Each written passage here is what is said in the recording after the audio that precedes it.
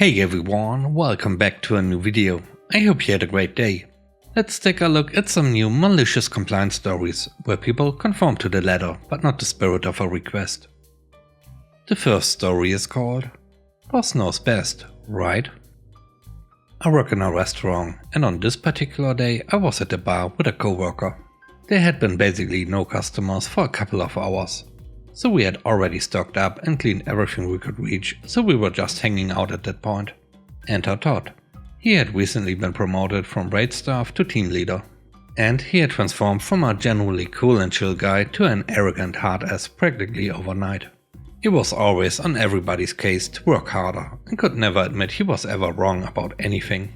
He comes in and is immediately on the offensive, which is fair enough as we were just kinda standing around drinking tea at that point. He's listing off all the jobs we should be doing, and in turn we confirm that we've already done each and every one of them. This seems to only set him off more, and he starts listing more and more obscure jobs in an attempt to catch us out. He points to the large metal utility sink under the bar and asks if we have cleaned that. Yes, of course we have. He actually gets his phone out and uses the flashlight to peer into the half-inch gap between the sink and the wall. Oh no, you haven't. The smugness in his voice was so thick you could spread it on toast. You need to pull this out and clean behind it. It has to be done properly. Pull it out, I ask. Yes. God, it's not hard to understand, is it? Now, anyone who has worked in a bar or a kitchen probably knows what one of these looks like. For anyone who doesn't, you could conceivably be forgiven for thinking it was just a lightweight metal table. Except for the fact that, it has a built-in sink on one end of it. But hey, the boss knows best, right? I give my coworker a look. We both shrug, grab an end each, and heave as hard as we can. There was a wonderful combination of noise. The squealing of metal against the floor, a sudden crack, and what I can only describe as a comical boing as a pipe broke off and clattered onto the ground. I'm not any sort of plumber, so I can't give details about what broke. But we weren't able to use that sink for several days, and the metal legs left impressive gouges on the linoleum floor. Of course we got yelled at, even though we did as we were told, but Todd never quite lived it down and ultimately didn't last long as a team leader. The next story is called Our Rules Apply. A few years ago I was working in a company that was bought out by another company based in the US. Apologies to our friends over the other side of the Atlantic, but some folks over there don't get that things sometimes work differently in other countries. I've always been a bit of a hothead, and I'm also a big fan of trade unions. Not long after the takeover there were hints of some issues with the company margins. It seems the original management had hidden some cost in the takeover talks and there was a shortfall. We all got an email telling us there was going to be a 10% reduction in salaries to cover this. Now this didn't go too well and I immediately raised the issue with local HR. They told me the decision had come from the mothership in the US. And they had been told all discussions needed to go via the US. I contacted someone in the US HR team and said you can't do this, it breaks our laws in this country. The response was, you work for a US company now, our rules apply. I said I was pretty certain that's not how it worked, and if my salary was cut I would be taking this further and would be discussing this with my union. The person in HR said, do what you want, we don't recognize unions, knock yourself out.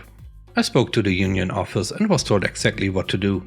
They effectively told me what the exact steps for malicious compliance were going to be.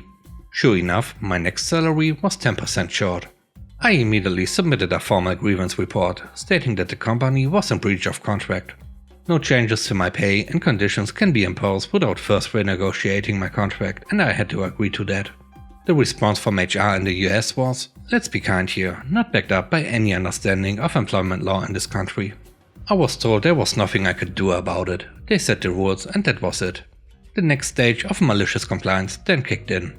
I had all their emails, I had my formal grievance and their response. I sent an email to my line manager, our HR and HR in the US. I stated that I considered that I had been placed in a situation where the company was in breach of contract. So I had no option other than to leave the company with immediate effect. I also stated that I classed this as constructive dismissal and would be filing a case at an employment tribunal for wrongful termination as a result. Roll the clocks on a couple of months and we are in the employment tribunal.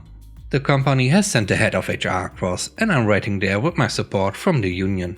We walk into the tribunal and the relevant parties are introduced. The head of HR with a smirking face, the local head of HR looking less relaxed, myself and my legal representative, a barrister. As soon as the head of HR heard I was with a barrister, his smug look evaporated. HR represented their case, and then my barrister set out every single aspect of employment law here to the tribunal. He pointed out every mistake they made, every local law they broke, that the law in the US only applied in the US, not in any other country. He pointed out that I had a long unblemished record with the company and that this case had come at a very high personal cost to me, and that finding another job would need more training and could take up to a year. It took less than 10 minutes to find against the company. They had to repay the deducted wages to every single employee in this country, rather than fight a significant number of similar cases. I was asked if I wanted my job back, but told the tribunal I didn't feel I could work there without being subject to reprisals. I was awarded the maximum basic award and a significant compensatory award of a full year's salary. This let me take a year out to complete some additional technical training at their expense. I also got a glowing reference from my next employer. It cost me nothing for my barrister, that was all funded by the union. Those guys are the royalty of applying malicious compliance. They can apply the law down to its very finest point. The last story is called You Shouldn't Leave Early. To clarify a few things, this took place in Europe. I was a salaried employee, 40 hours per week. I left the job about 10 months after the event took place. I didn't get into trouble and nobody tried to fire me. My probation period was over and we have employment laws regarding constructive dismissal, so I knew their hands were tied. About 4 years back I started a new banking job. All was well, just that the management was pretty strict with timekeeping, which was weird as we were back office.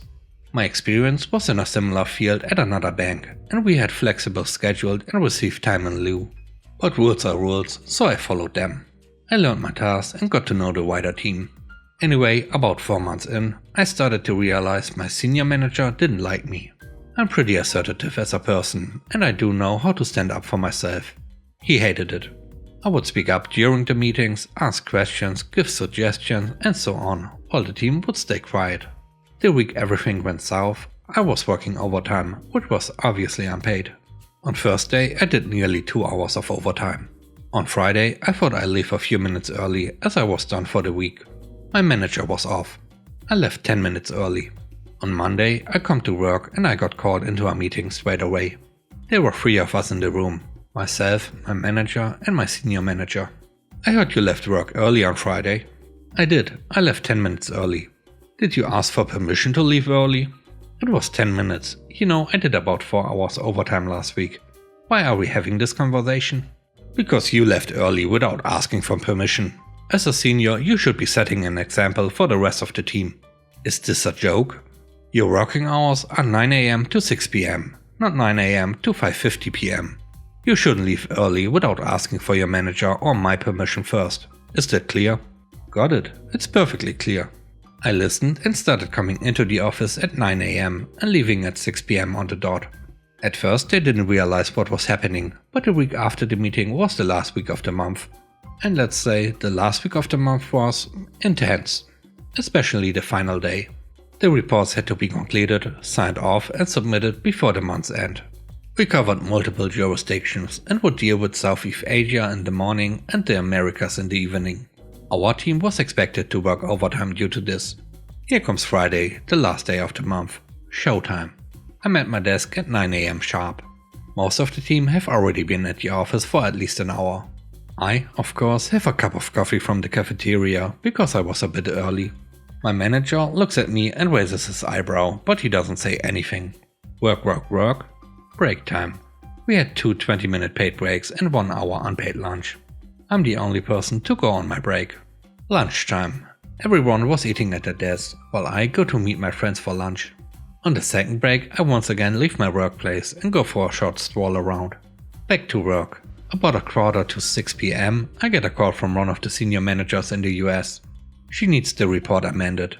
There were 4 of us on the call. I'm doing the amendments as we speak and closely monitoring the time. I see it's 2 minutes to 6 PM. 1 minute, 6 PM. The senior manager was rambling about the report. Apologies, but I have to stop you right here. Yes? It's 6 PM here, my day is over. Huh? As per my management, my working hours are 9 AM to 6 PM, so I must leave now. Have a great weekend and we'll catch up on Monday.